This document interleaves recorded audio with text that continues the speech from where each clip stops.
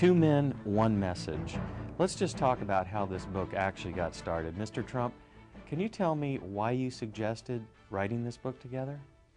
Well, I've been a big fan of Robert's and of Rich Dad for so long. I've seen it, I've read it, everybody I know has read it, and he's just a very special man who I wanted to do something with. And we were making a speech together, and I listened to his speech, I liked it. He listened to my speech, I assume he liked it. You'd have to ask him, but I assume he liked it.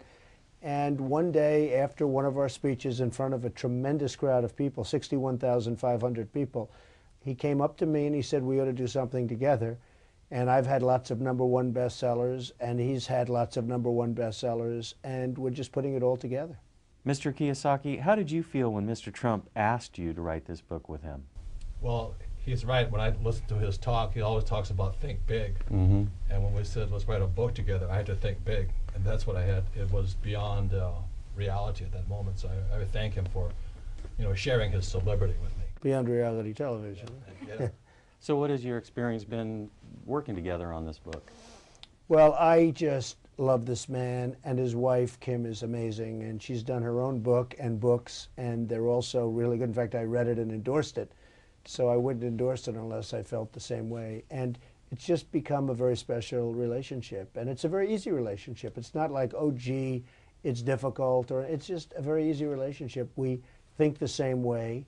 We have the same ideas, and we love education, and we want to educate people and help people. I think more than anything else, Robert wants to help people, and so do I.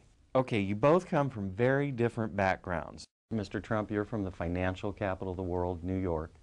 Mr. Kiyosaki, you're from the laid-back, hang in there, He's not so laid back. Okay? No, he's not, but Trust he was me. from a place that was laid back. And so how did you guys come together from such different backgrounds? You came from not so much money, you came from some money, and yet you're together. I can answer that question. I think the blessing in my life was in 1965, I left a sleepy little sugar plantation town and went to school in New York.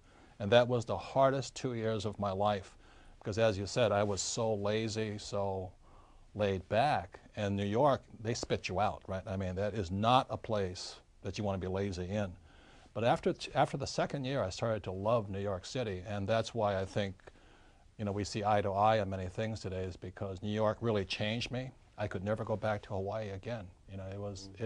New York is the most special place on earth. I think that's the answer. It is the financial capital of the world.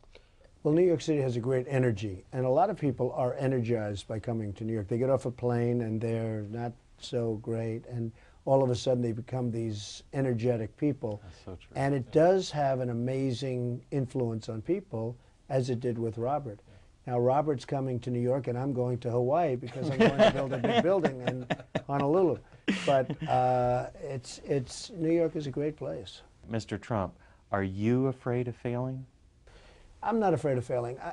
Life, you look and you turn on the newscasts every night, and you see thousands of people killed in earthquakes and tsunamis and hurricanes and all of the problems and wars that we shouldn't even be in, and lots of different things. And when you see all of the problems in the world, what is there to be afraid of? It doesn't matter. To a certain extent, it all doesn't matter. My answer to that is, I think what we have in common also is we both went to military schools. Yeah. And military school is about discipline, about being bigger, about following orders, about leading. But what else we have in common is that we both failed. And he lost nearly $1 billion. I lost a lot of money. A lot of money. But it was paper. And I lost only lost $1 million. And I think what makes us better is when you wrote your book, The Art of the Deal, I was so impressed. But when you wrote The Art of the Comeback and what it meant to come back from being down so far, and most people are terrified of losing $100, and here you're down $1 billion. Billions. And you come back. And I think that's what we have in common is once you've faced that much what everybody's afraid of, you're not as afraid anymore. I think that's really the difference. And for me personally, it was the best education I could have gotten was to find out where I made all my mistakes and rebuild my company. You wouldn't want to do it again, but No. it was a great education. But when I read Art of the Comeback, I said, this is a big man. That's when my respect for him grew, because Art of the Deal you know, he's telling about his successes. But when he wrote Art of the Comeback, that's when you grew in my, my eyes, is because most people will not admit their mistakes. Well, Donald and I were very blessed that we both had rich dads. You know, my best friend's father was my rich dad. And financial education is more important than ever before. So I thank you for viewing this, and I wish you all the best of luck.